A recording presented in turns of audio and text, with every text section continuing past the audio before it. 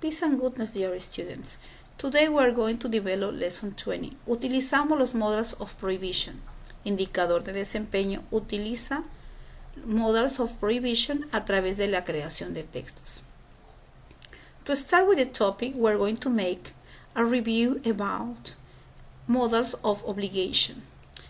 To express obligations in present, we can use must, have to, or has to. In past, had to.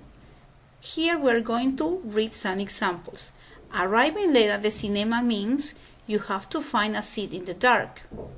There are 5 things you must remember to do when you go to the cinema. The past form of must and have to is had to. For example, I had to stay at home and help my mom yesterday. Remember, we use have to when a situation makes it necessary, and do there is no choice. Must expresses personal obligation. Must expresses what the speaker thinks is necessary.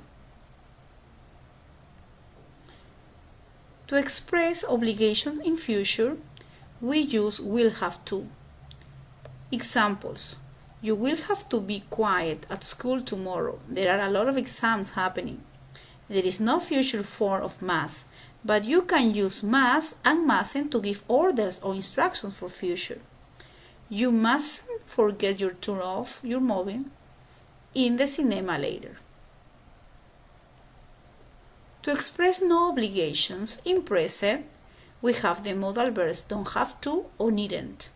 In past, didn't have to or needn't have, and the past participle of the verb.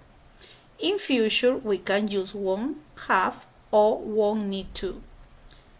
Examples: he didn't have to turn off his mobile, it had already run out of the battery. You didn't have rush, there is plenty of time before the film starts. In future, you won't have to buy a ticket for this event, it's free.